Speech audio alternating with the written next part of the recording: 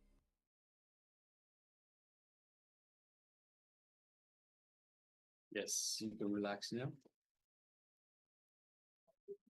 And now just take a moment and share with your partner the vitals of what was revealed to you in your third eye in terms of their vitals.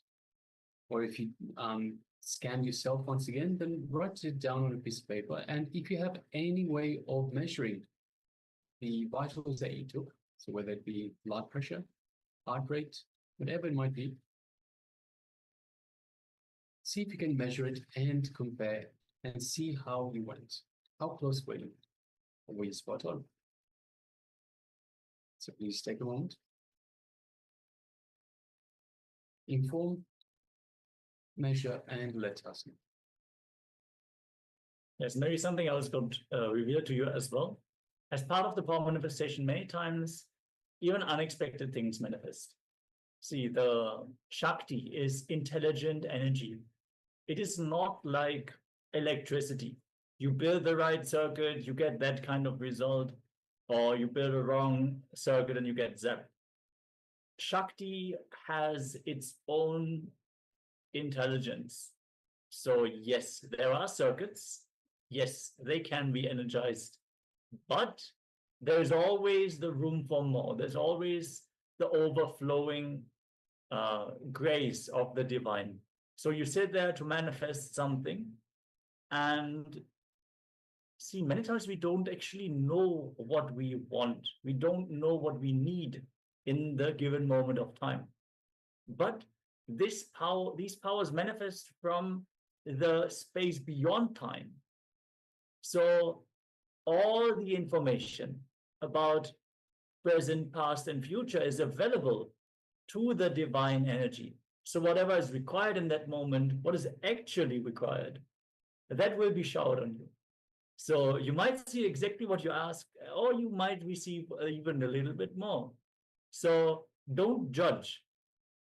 We fail to understand the depth of the power manifestation if we try to judge it based on our binary logic. We say yes, no, right, wrong. We miss the whole fun. We miss the whole truth that can be revealed to us through the power manifestation. So share anything, every single detail that was revealed to you, and make sure to share to your partner also. Sometimes what you are being revealed about the partner's body is something that you might feel uncomfortable sharing. You should still share it, because it is exactly what they need to hear in that given moment of time. And you will see, if you share it, they will be thankful for it, because you're giving them the truth, you're giving them the solution. Maybe at first they might be taken aback, but we have seen it time and time again that whenever people shared exactly what the third eye revealed, it is the solution that is being given. All right, so if you're sharing still, continue to do so. We'll have a look at your sharing. Meanwhile, let us get ready and move on to the next segment, which is once again a revelation by the Supreme Pontiff of Hinduism on laughter, the best meditation. So requesting everyone, let us sit comfortably with the head, neck, and spine in a straight line. And let us get ready to receive the Supreme Pontiff of Hinduism as he reveals on this very topic. Let's begin.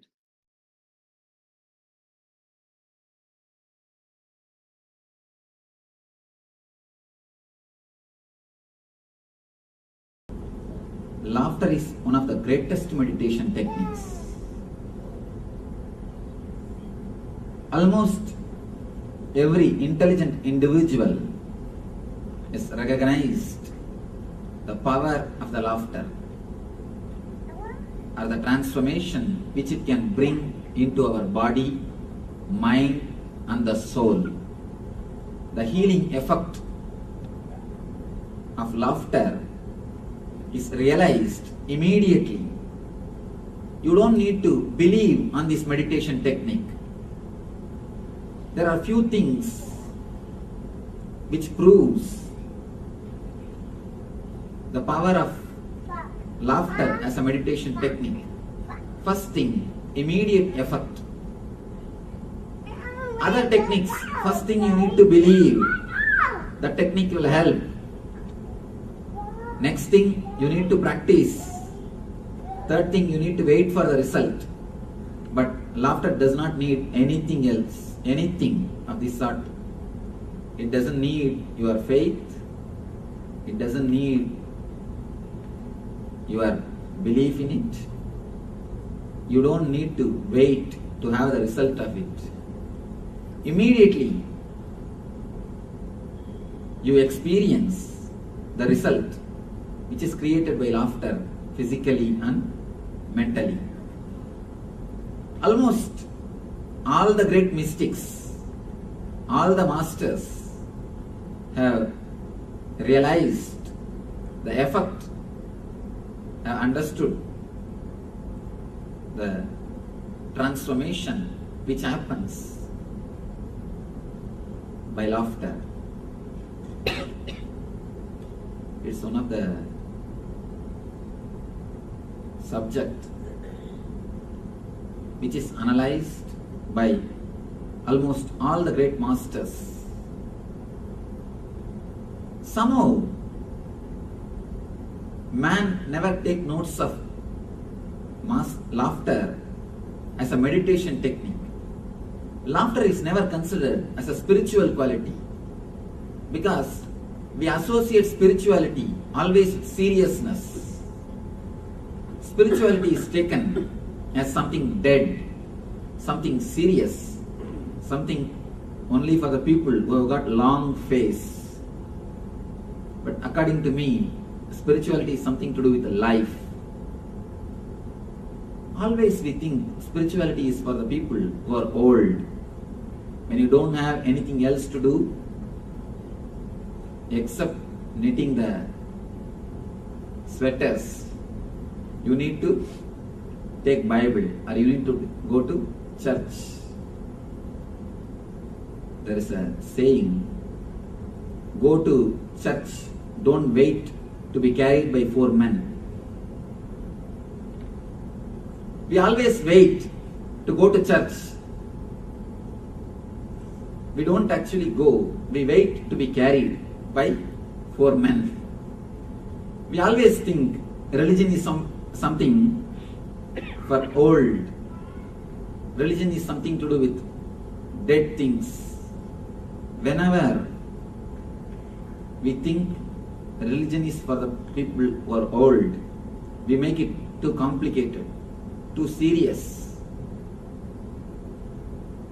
The juicy portion of spirituality is lost, but religion is not for only the old people.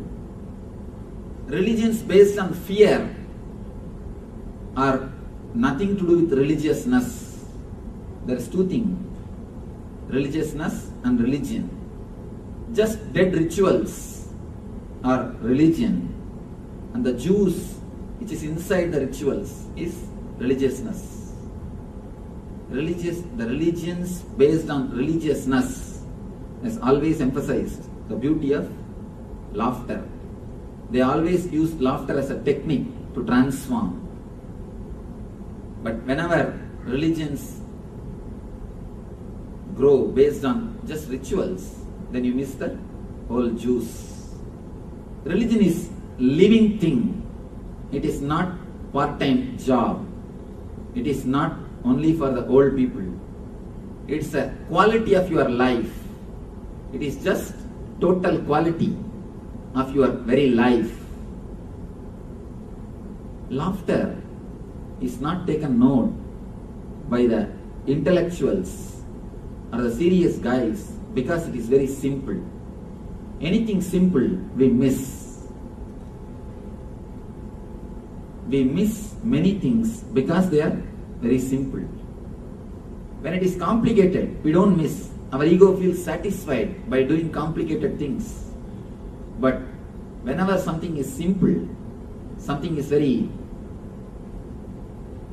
ordinary, you miss it. Anything very simple, it always escapes our eyes. You bypass it. You don't look into it. So many beautiful things can happen into you, into your being, by simple laughter. And most intelligent communities of the world are the communities who have produced more jokes. In the world you can see there are few communities who have produced more number of jokes. One is Jews, another one is Singhs, the Sardarjis. These two are the people who have produced many number of jokes, but you can see the intelligence in their life, in their community. For example, there is only 3 fields in the world. One is outworld, belongs to logic, mathematics, science. Another one is inner world, religion, mysticism, spirituality. Third is in between, psychology. The world related to outer world, the science. Inner world, religion. Between, psychology. The outer world, if you see the top person, Einstein is one of the genius mind in the science, the field of science. Inner world, Jesus. Today, more than half of the universe is followers of Christ. Between, psychology. Father of psychology is Sigmund Freud. And strange thing, all the 3 are Jews. Jesus, Einstein and Sigmund Freud. Father of psychology. All the 3 are Jews. According to my understanding, laughter and jokes play a major role in intelligence. Communities which created more possibilities to laugh, more possibilities to joke, more possibilities to open the energy, have created intelligent people. They have presented intelligent minds, genius minds to the world. Because when you laugh, your whole being opens up. A new kind of energy enters your being.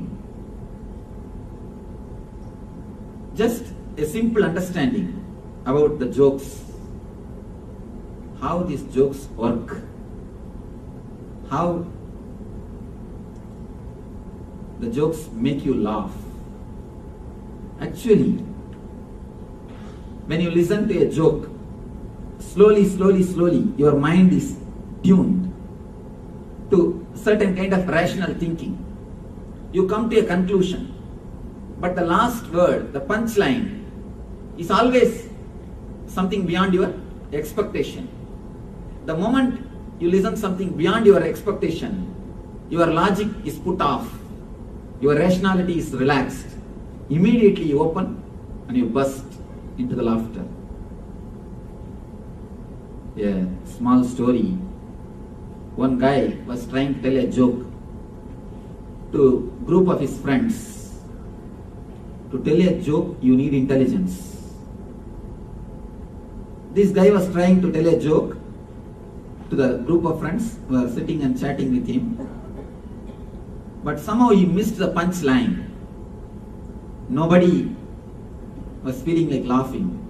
Everybody was silent, keeping quiet.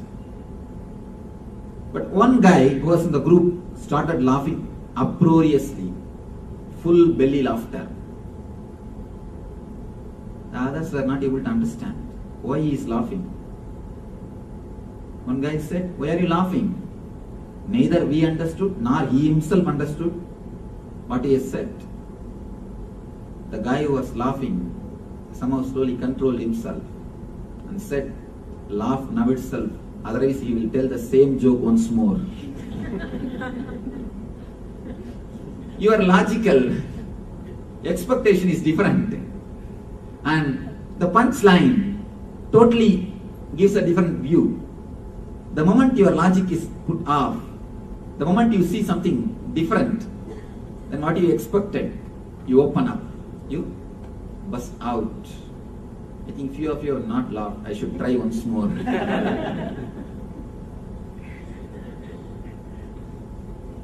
Whenever your logic is pushed aside, you open up. A light of energy, a ray of energy enters into your being. It's like in a dark room, a ray of light enters. Just like that. A ray of energy comes out to your body from your Atman, the source of all energies. From the ocean of energy, a ray of energy is supplied to your body the moment your logic is pushed aside. That is what happens when you laugh or when you listen to a joke. But there are few hard nuts who are continuously intellectual, who are continuously thinking. It is very difficult to make them laugh. It's very, very, very difficult to make them laugh. Understand, when I say the word intellectual, I don't mean they know everything. I mean they don't understand anything. They don't have sensitivity towards the reality. They are continuously thinking. A small story. There was a competition in India. If you don't laugh for 100 jokes, you will be given 10 lakh rupee. And 5 people will be made to sit. Those 5 will continuously crack jokes. You are supposed to stand on the dais without laughing. One guy entered the competition. Somehow he managed 40 jokes. But 40th joke he was not able to manage. He laughed. Second guy entered and managed 80. The third guy, really hard nut to crack, managed 90. Even up to 95, 96. The people who are telling the jokes, they were not able to understand what is happening. And these guys are prepared from all possible sources, getting jokes and arranging. The people who are seeing the program, they all started getting stomach pain by laughing. But this guy is just standing. By 98 joke, a small smile started appearing in his face. This guy's wife was sitting in front. She started shouting, "Hey, keep quiet, don't open the mouth. It's only 2 more jokes, don't miss 10 lakhs. Don't laugh, close your mouth." But somehow 99th, he was not able to control and laughed. Gave a full belly laughter, uproariously. The moment he came down from the stage, wife shouted at him, "Fool, you missed 10 lakh just by one joke. 1 minute, you could have shown your original face. Why did you laugh?"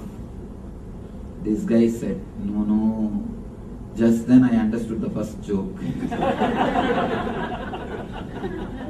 Hard nuts don't think they're very intellectuals. When you don't have the sensitivity to the reality, when you don't have the sensitivity to what is happening around you, you keep your face long. And I tell you, really a man who is alive cannot keep long face. When you are continuously thinking, if your whole energy is sucked by your mind, if you are a great intellectual, just thinking, actually, if you become a great intellectual, you stop living. You stop living with reality. Only the guys who have become great intellectuals, who have disconnected themselves from the reality, they miss the whole joke of existence, whole universe. They miss the whole joy. They miss the whole play, because the existence is the ultimate joke. The existence is the ultimate bliss. If you have the sensitivity to live in this body, if you have the sensitivity to see the things around, if you have the sensitivity to hear what is happening, if you have the sensitivity to feel what is going on, you will see your life will be filled with laughter. Your life will be filled with laughter, because laughter is one of the important quality through which existence expresses itself. When you laugh for that one moment, you become one with energy. And there is a great story of Bodhidharma. When he became enlightened, the first thing which he did, the next thing which he did, the last thing which he did was laughing. When you laugh, you fall in tune with existence. When you fall in tune with existence, you start laughing. You may think, what is this? The story goes, Buddha came to give his everyday discourse early morning. 10,000 sannyasis are sitting in front of him. It is always believed Buddha had 10,000 enlightened disciples along with him, always traveling. So 10,000 enlightened disciples are sitting in front of him. One guy who is yet to become enlightened, this Bodhidharma, he has not become enlightened. Buddha, when he came, he brought a rose flower. He was just sitting without speaking, looking at the rose flower. He was looking. Suddenly he calls Bodhidharma and gives that flower to him and says, do you understand? Bodhidharma starts laughing uproariously. He neither gave a reply, I understood, nor he said, no, I have not understood. Just he started laughing uproariously. Buddha says, you understood, sit. And from that moment, Zen Buddhist scholars and Buddhist scholars are writing volumes after volumes. What has happened between Buddha and Bodhidharma? Why did he laugh? Why did he laugh? So many volumes have come out, but these volumes are all totally serious. According to my own understanding, what would have happened is a simple clarity. Bodhidharma would have been running, searching for the center of the consciousness, for enlightenment himself. The moment Buddha gave the rose, he has understood it is himself. So when he stopped searching, he got it. Then you would have laughed, oh, in what foolishness, in what rut I was wasting my life. I was searching everywhere myself except where I am placed, my own inner being. The moment he has turned himself towards his inner being, he has experienced his self and started laughing. The whole existence is nothing but a great joke. Nothing but a big joke. When you continuously think intellectually, you can't understand the whole play of existence. A great professor of philosophy goes to a Zen master and asks him, Master, please teach me the secret of universe. Why all these things are happening? What is happening? Why all these sufferings? Why God created the world? Why all these things are happening? Teach me. The master suddenly started laughing uproariously. You do not know how these Zen masters laugh. Their laughter is so strong and infectious. It is said then Zen masters don't laugh only by mouth, they laugh with the whole body. It is said they roll on the ground and laugh. There are clear records. Zen masters, when they laugh, they don't sit and laugh, they don't laugh only by mouth, they laugh with their whole being. They roll on the ground and laugh. His laughter is uproarious, infectious. First few minutes, the professor was just feeling uncomfortable. What has happened? Why is he laughing like a mad? Of course, for thick heads you need few minutes. After a few minutes, slowly he started analyzing. After all, he is a master. He will not do anything without proper reason. After a few minutes, the laughter was so much, this guy is not able to control, he started laughing. The professor also started laughing. Because how long you can stand? How long you can stay?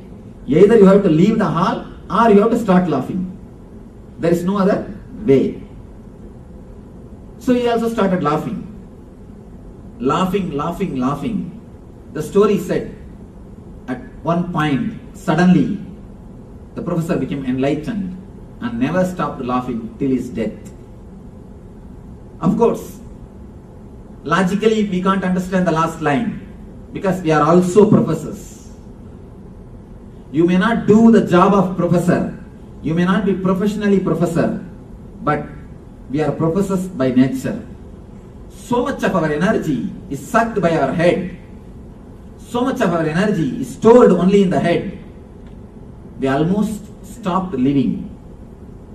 There's a small scale. There's a small method to find out whether you are a professor or not. Being professionally a professor is nothing wrong. But being a professor 24 hours is something wrong. Being professor professionally is nothing wrong. Being professor 24 hours is something wrong. A small incident which happened really. One guy came to me and started literally weeping. He said that I am having marital problems. And he introduced himself as a doctor. I asked him what your wife is doing. She is BABL. In India, BABL means lawyer. I asked, she goes to court regularly? No, Swamiji, she argues in the house itself. That is the whole problem. You see, if you are professional in your professional place, nothing wrong. But when you bring your profession in your life, then there is something seriously wrong. A small scale, a small method to find out whether you are a professor or not throughout your 24 hours. If you see a rose, suddenly what we do generally, immediately the word rose comes in our mind. And you start thinking about the roses which you presented to somebody or the roses presented to you by somebody. The next thought will be how he reacted or how you reacted. The third will be the loving moments, loving memories or the disturbed memories which is associated with that incident.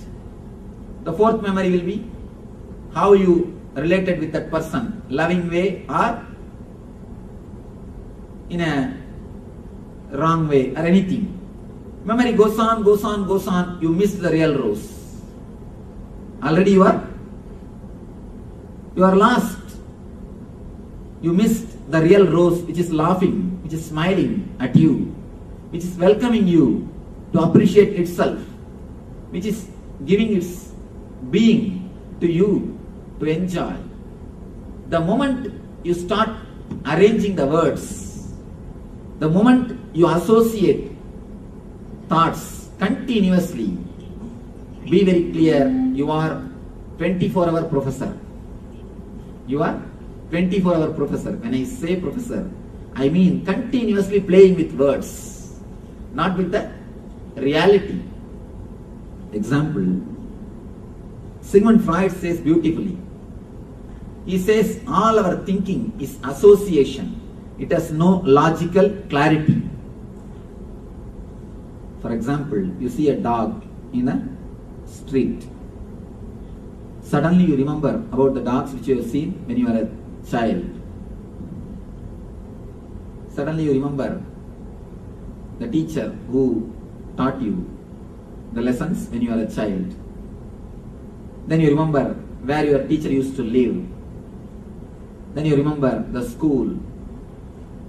Logically, there is no connection between the dog which you have seen in the road and your teacher. Even though both of them have barked at you, there is no logical connection. But the mind associates.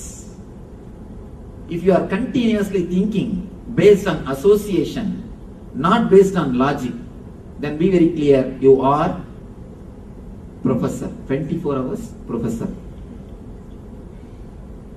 We lose the living connection, alive experience of existence. This story says the professor laughed and he became enlightened. Never stopped laughing till his death. We may think how laughing can make somebody enlightened. According to Zen Buddhism, if you laugh just for 42 seconds continuously, 42 seconds continuously, you can become enlightened. Again, shocking thing.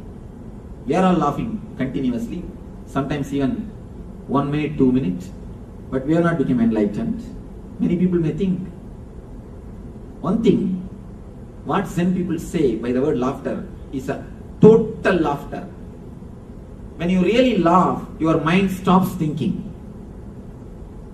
For that 1 minute, for that 1 second, for that one chana, you fall between the gap of one thought and the other thought.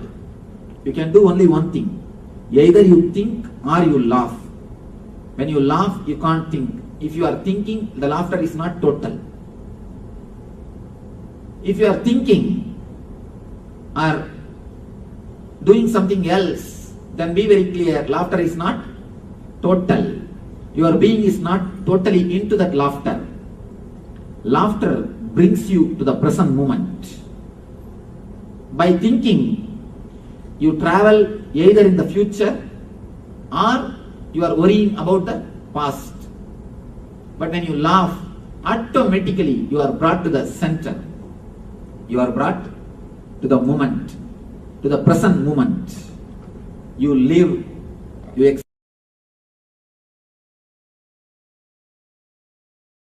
experience the consciousness which is present.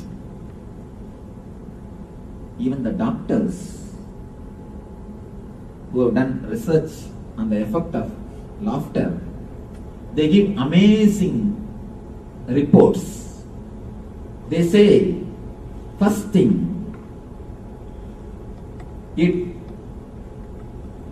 slows down the aging process. The first effect of the laughter is it slows down the aging process. Aging process means getting old. You don't look very old. You can see there are few people, even after reaching the age of 70, 80, they look very young and healthy, with full of enthusiasm, spirit, and the curiosity to learn, the search to know things, alive, vibrant. There are few guys who are out by 40. Who are out by 40. Why? The laughter is one of the important ingredients for your health. We add so much, so many things to extend our life. Understand, laughter is one of the important ingredients. Many doctors who have done research on the laughter. They give testimonial, they give their proofs how laughter helps. The second thing they say, antidepressive chemicals are released in your system. Antidepressive chemicals, the chemicals which removes the depression from your body mind. The antidepressive chemicals are released in your system. Third thing, the important thing, they say, your body starts radiating the beauty. You become more beautiful.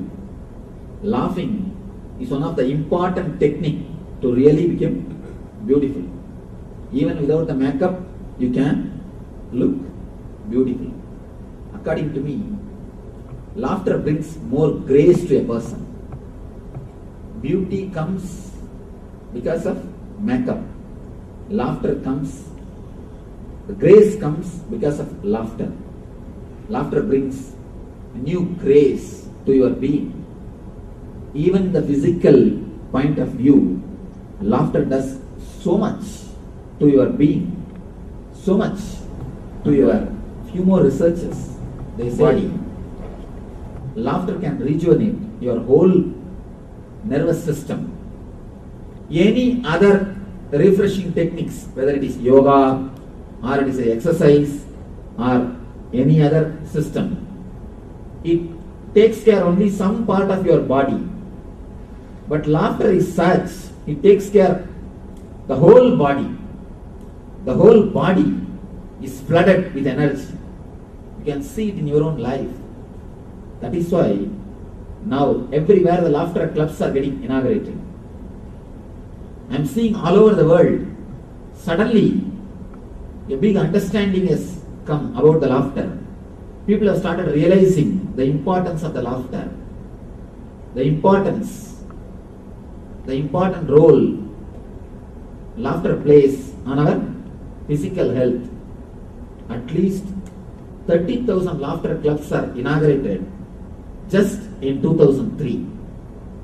I read statistics. 30,000 laughter clubs. It's not a small number all over the world. Then you understand how people have started recognizing the importance of laughter. They do nothing. Laughter club means they all gather morning at a particular time. Just 10 minutes, they laugh loudly, nothing else. They depart, that's all. But the beauty is, when you laugh as a group, it brings a new energy. Because laughter is infectious. When you laugh alone, it's like you earn $10 and you spend $10, that's all. When you laugh as a group, just understand one small thing. 10 people, if they put $10, it will become $100. But all the 10 cannot enjoy the $100. Only one can enjoy that $100. If all 10 has to enjoy means, again it will come only $10. But if it's a energy, for example, 10 persons are putting 10 volt current, it becomes 100 volt. If all the 10 touches that 100 volt, all the 10 will have 100 volt current shock only. It is not that they will have only 10 volt, no. All the 10 will have 100 volt. So when this energy, each one receives the total effect of the group. As far as laughter concerned, according to my own understanding, when the 10 people put 10 volt current, not only it becomes 100, there's a new transformer which is called group consciousness is created, and the 100 volt becomes 10,000 volt.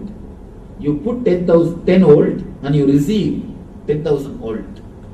The group consciousness means a deep love and understanding between the whole group. When you laugh, you show you are innocent. You open up to the new relationships. You show a positive sign to the next person. You show a green signal to the people who are around you. They can come into your space and you are welcoming them. If they allow, you are ready to enter into their space. Letting somebody else to come into your space is the greatest technique to create any relationship. Why people suffer so much in aloneness? See, I've always seen the countries which are most depressed are the countries which are suffering the aloneness. Why? Why you suffer so much with aloneness and loneliness? Because you don't have courage to open your space for others. I've never seen anybody suffering in aloneness or loneliness in India. Very rare. Very rare. People there suffer because of too much of crowd. Never by loneliness. Why? Somehow from the young age, the techniques are taught to open up almost everything. The going to temples, doing group prayers, almost in every step you are taught to open yourself up for the others. Letting the others to enter into your space is one of the important techniques to extend your life and to live more. Because the doctors say, if you are alone, if you don't have good friends, there is every chance, there is more chance of you dying 8 years ahead of your time, scheduled time. They say 8 years is not a small time. 8 years you can die earlier than your schedule if you are alone and if you don't have good friends. There are statistics says if you are retired early and you are not letting the people into your space, you are welcoming the heart attack, you are welcoming the cardiac problems. There are so many things, so many proofs, even in the medical field, which says letting the other people into your space or you entering into somebody else's space heals your mind, heals your being, gives you a fresh energy, gives you the fresh feeling. There is a book titled by me, the book title itself, Open the Door, Let the Breeze In. We are so much filled with insecure feeling. We continuously cover ourselves. Finally we make our own jail. The worm which creates a net for him to stay safely, finally he creates a jail instead of just net. And he forgets he is in the jail. Most of our houses have become almost like a graveyard. When you are alone, when you are not letting anybody into your space, when you are not entering into somebody else's space, when you are not sharing your space with others, your house is nothing more than a graveyard. It's a tomb. Maybe you are preparing it. Maybe you are getting ready. Be very clear. Laughter is a green signal for the other to come and relate with you. It's a wonderful signal which you are giving to the other. I am open to let you into my space. Laughter heals lot of diseases, especially the diseases related to navel center and throat center. There are so many records. Of course, I myself have worked with the laughing meditation. I have seen so many people getting healed by this one meditation, and such a powerful meditation. Almost every person feels the effect except the 24 hours professors, and even they somehow open up because the group energy is such a infectious. You can't resist such a big group laughing. If you are alone or if you are only with your wife, you can tell, keep quiet, shut up, behave yourself, something you can tell. If you are just with your kid, then you can say, shut up, sit quietly. behave yourself. But when you are with a whole group, you cannot resist. It is too infectious. See the children. Have you seen a single ugly kid in the world? Not only in our country. Look at all the cultures. Even in Ethiopia, where kids are suffering due to poverty, where there is no food. Even in Ethiopia, they may be lean and thin, but you can never see an ugly kid. Have you seen any single kid who is ugly? No. Have you seen single grown-up man who is beautiful? No. Why? You lose the spontaneous laughter. When a kid laughs, the whole body vibrates. Whole body vibrates. Kids never laugh only by mouth. They laugh with the whole body. Their laughter is with the whole body. When you laugh through the whole body, your whole body is flooded with energy. That is why kids are so alive. But we people, we are actually jealous with kids. Never think you are helping your kids. You have a subtle kind of jealousy. That is why you again and again control. Keep quiet, behave yourself, sit straight. Sit in a corner. Who asked you to draw in the wall?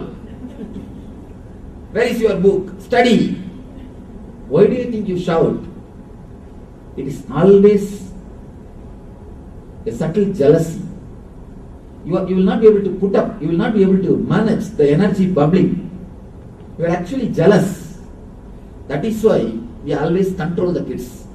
Once they become dull, dead buffalo, then we feel, we produced our what?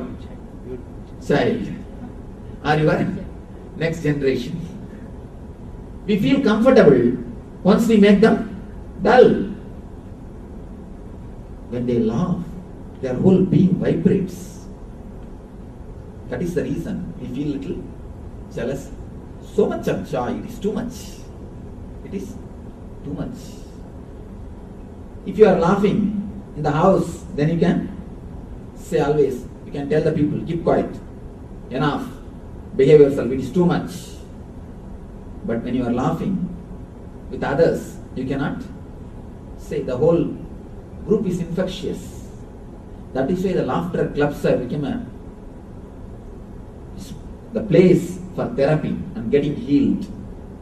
According to me, laughing clubs are more religious than any other church, any other temple, any other.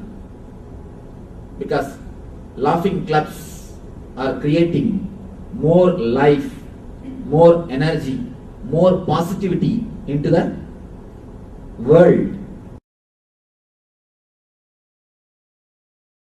Yes, beautifully Swamiji has shared about the power of laughter, how it can simply invite people into your space, how it can simply heal you, how it is beyond any religion, logic, or psychology. It has an immediate impact on your system. It is not based on your faith or your understandings. You can simply experience it immediately. And it has an immediate benefit on you as well. So that is why Swamiji actually built laughing temples. Especially in the early years of his mission, Swamiji would build laughing temples in his ashrams, where in the morning hours, everyone would gather and they would do the laughter meditation together, where everyone would just laugh and bubble. And yes, such a beautiful way to just increase the energy.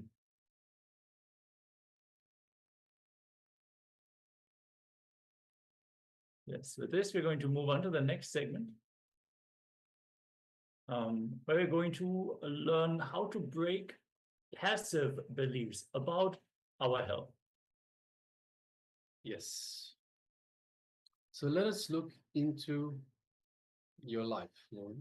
Let you look into your life and describe in detail major fears that you experience in your life.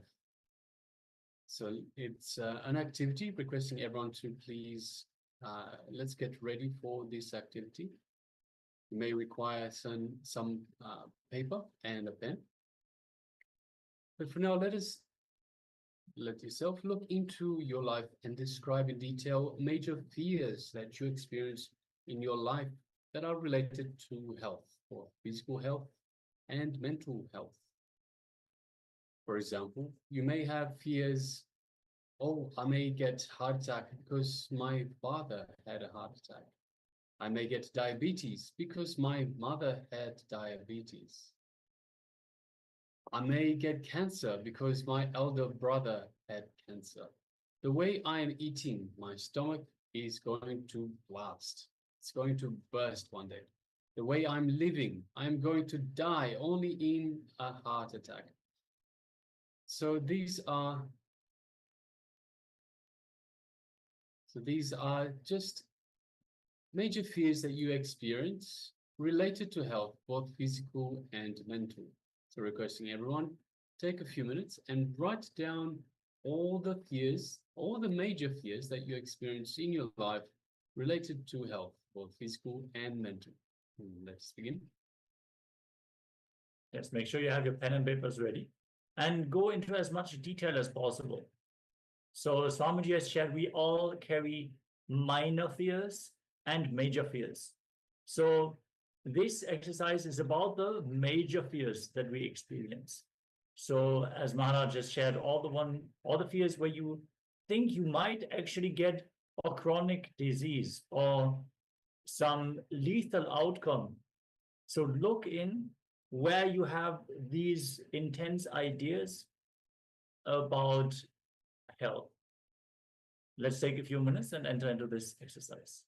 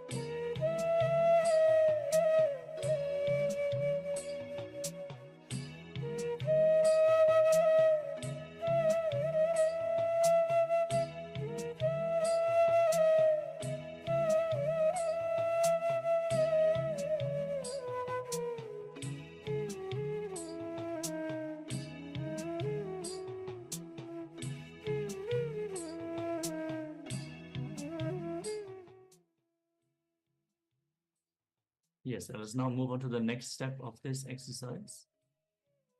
Now look into your life and describe in detail the major guilts you experience in your life related to health, both physical and mental health. For example, many times you want to work out, maintain your diet, keep yourself healthy, but you will fail after 1 week. You may want to stop smoking, but every month, 11 times you will be stopping, means 12 times you are starting again. So you may have guilt about all these habits that you have, that where you know it's not good for your health, but you're still doing it.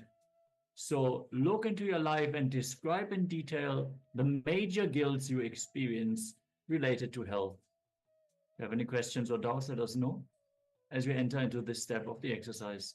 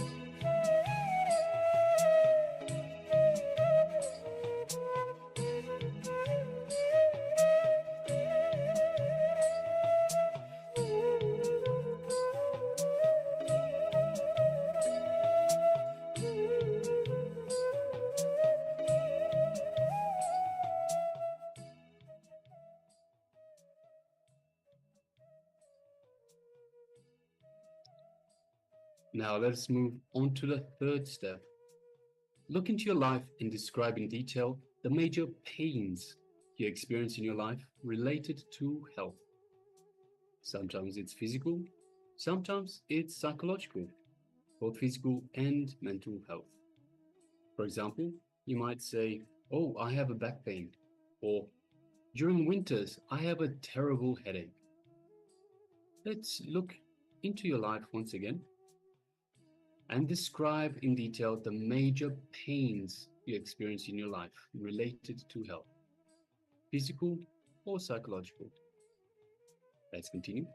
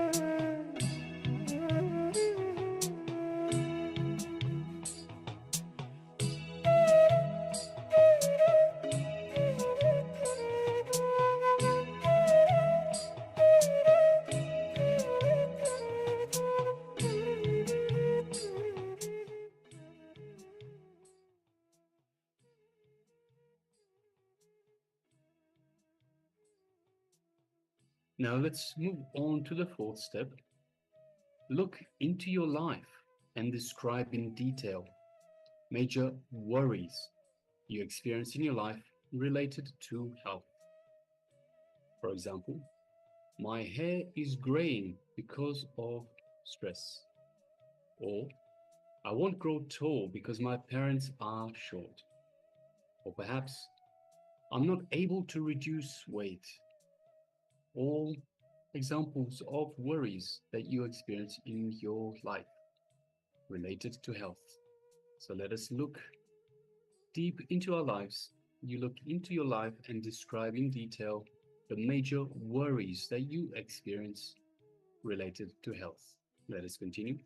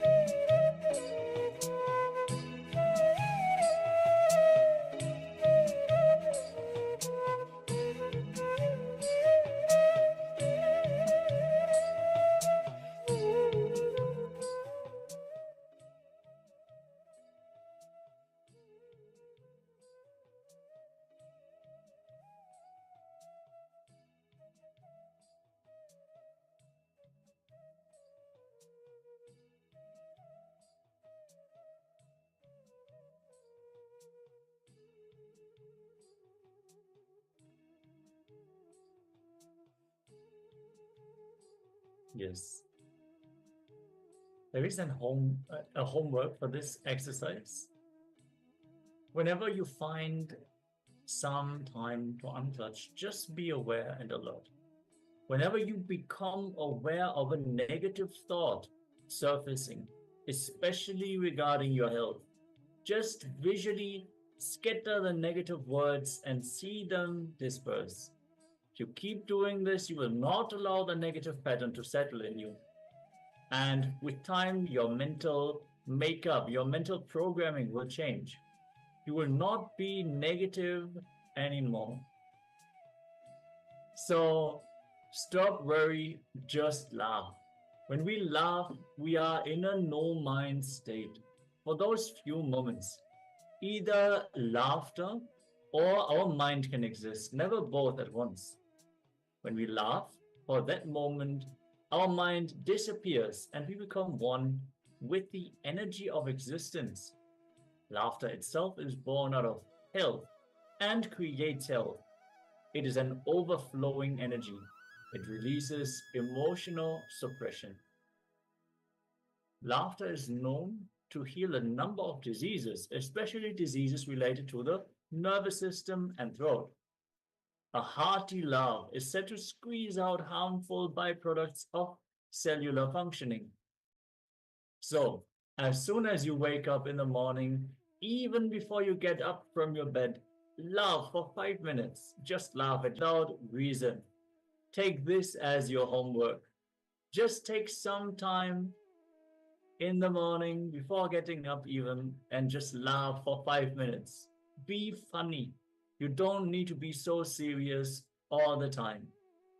So with this, let us get ready as we move on to the next segment, which is a powerful technique. Agni Tattva is the fire principle that is present in our very body, which is so fundamental when it comes to health. Our body is constantly burning things which are going on inside. There are certain byproducts, as just mentioned, of the chemical reactions or the hormones that are being broken down into smaller pieces before they can be either absorbed by the body or excreted. So that energy, that fire that is required to make all these processes happening, that we need to strengthen, we need to cultivate in a holistic way, in a way that is useful for our body. So let us get ready. We're going to enter into a meditation technique. Make sure you have enough space around you. Get a yoga mat or a blanket to sit on. Best to sit on the floor. As always, if you cannot sit on the floor, you can sit on a chair. And we request all the participants who have high blood pressure or any such heart diseases or conditions to take it slow. Please consult your doctor before performing any of the kriyas of this program. Without further ado, let's get into this technique directly guided by the Supreme Pontiff of Hinduism, our beloved Swamiji.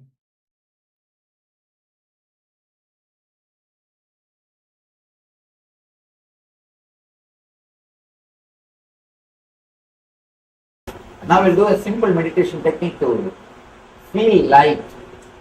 Means whenever the Jadaragni, see you have a Agni in the navel.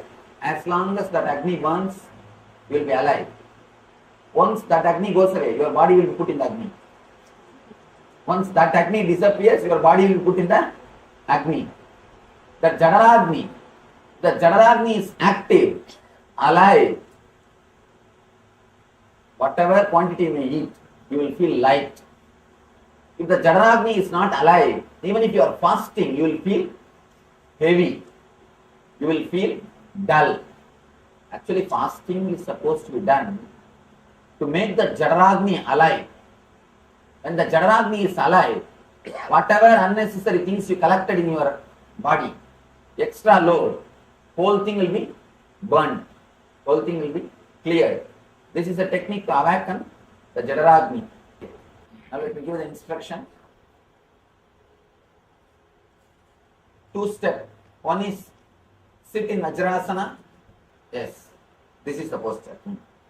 Please sit in this way. If you have little pain, if you can't sit, don't bother, continue to sit. It will be a good thing.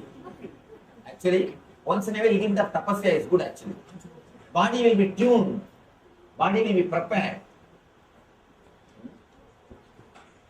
And the next step is visualize there is a fire, Agni, in your navel center, and awaken that Agni or infuse air into that Agni with Omkara. Understand? Whenever you blow air into the fire, what will happen? It will start burning. It will start burning. Same way, visualize Agni in the navel center and blow air with Omkara mantra just by reciting. Oh. Visualize you are blowing air into the Agni. Just awaken the Jadaragni so that your whole body will feel light. Your whole body will feel light. Then you give it enter into the meditation whole day. Feel and easy.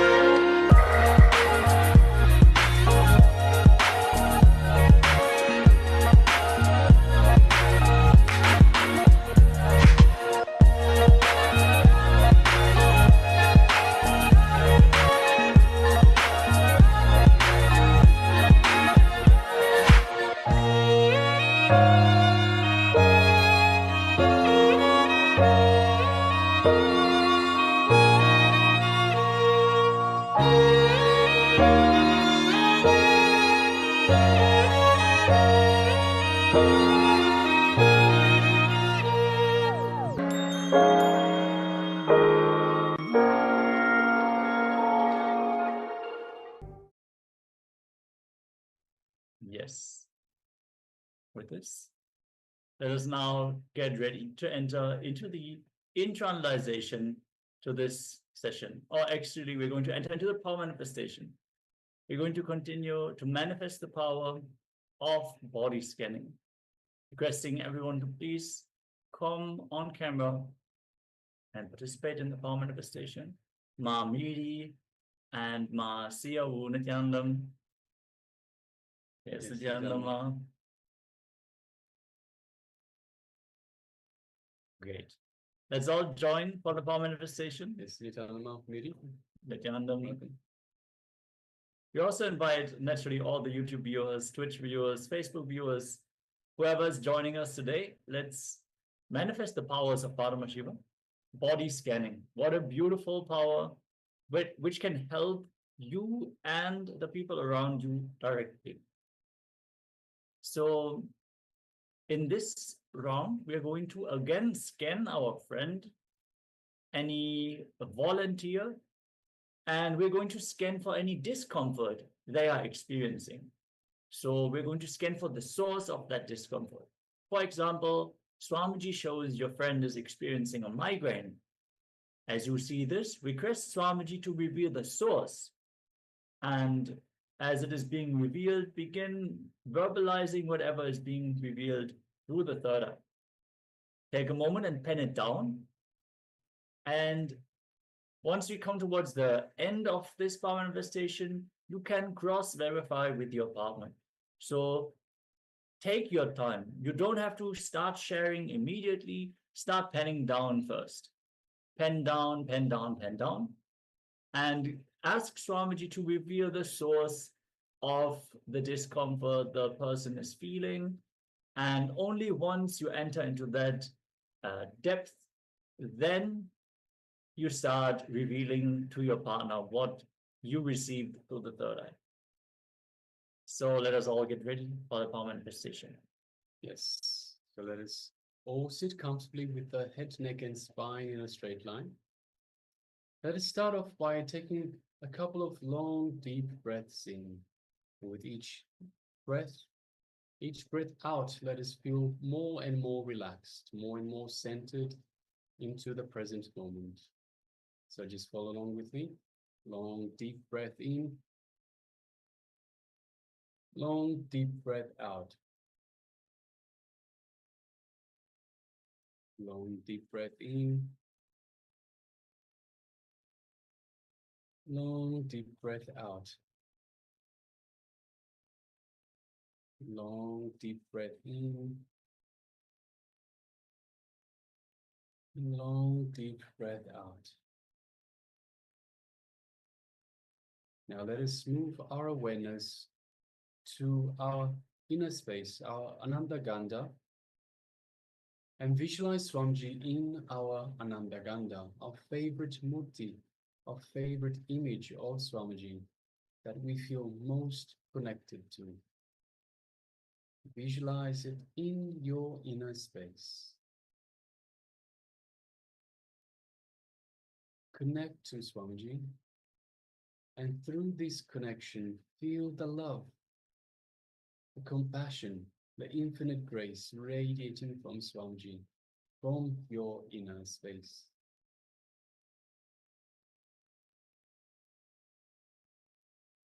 Take a moment and feel the space of oneness with Swamiji.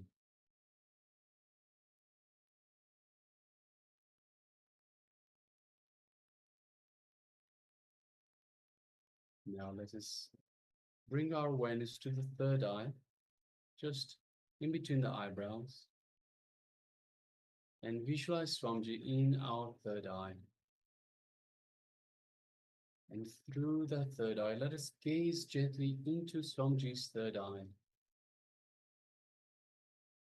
As we do so, we feel an energetic connection to Swamiji's third eye.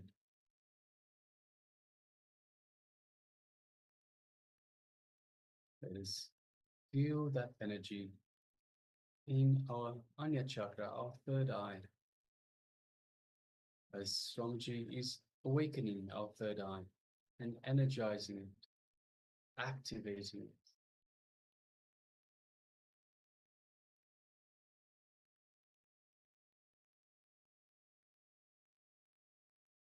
Now let us start chanting the Mahavakya to further build this feeling connection to Swamiji. Om Nithyananda Paramashivoham. Om Nithyananda Paramashivoham. Om Nithyananda Paramashivoham. Continue chanting the Mahavakya, and from this space of oneness with Swamiji, let us now scan your partner or your friend and scan the pain areas, the areas of discomfort that they might have, and ask for the reason for this discomfort. Ask Swamiji to show you. Let us now begin the power manifestation.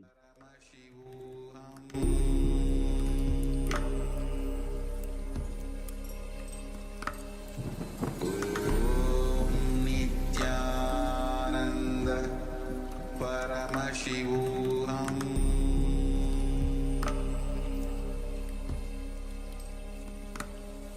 Om Nithyananda Paramashivoham.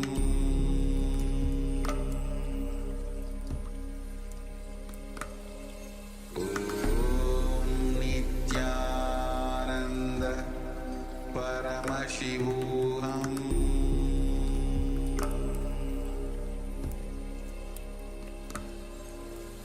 Om Nithyananda Paramashivoham.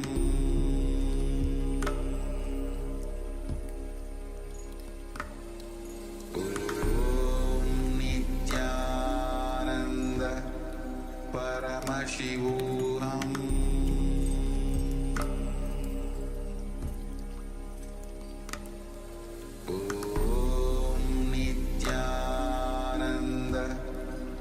Paramashivoham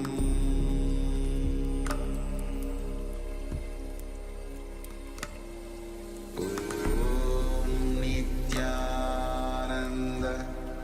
Paramashivoham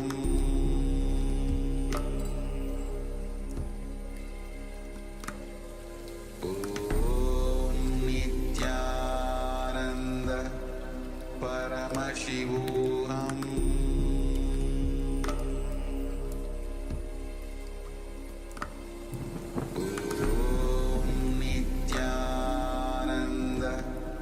Paramashivoham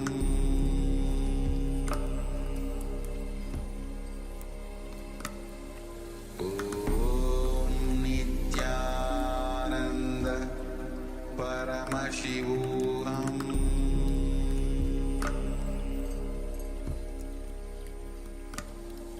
Om Nithyananda Paramashivoham Paramashivoham Om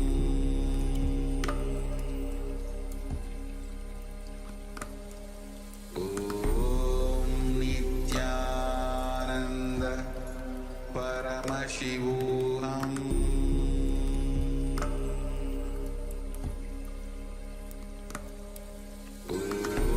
Om Nithyananda Paramashivoham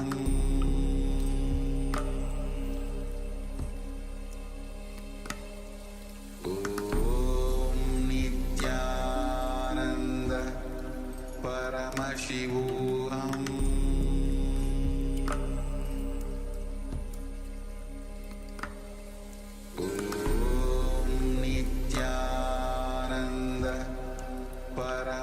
Om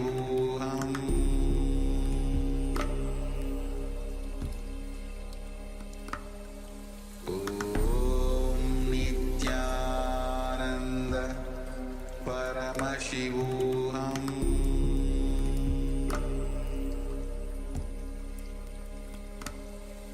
Om Nithyananda Paramashivoham Paramashivoham Om Nithyananda Paramashivoham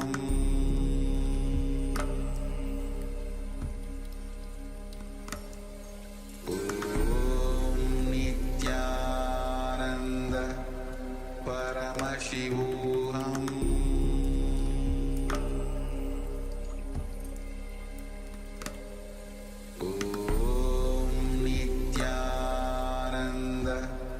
Paramashivoham Om Nithyananda Paramashivoham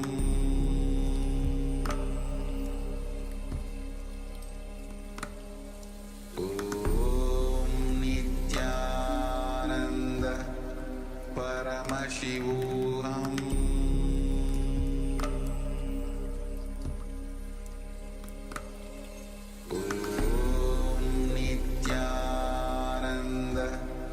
Paramashivoham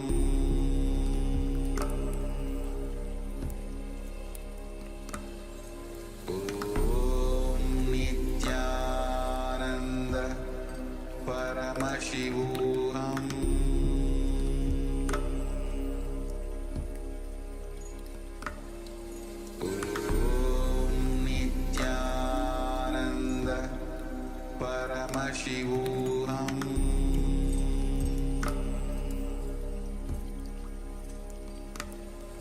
Om Nithyananda Paramashivoham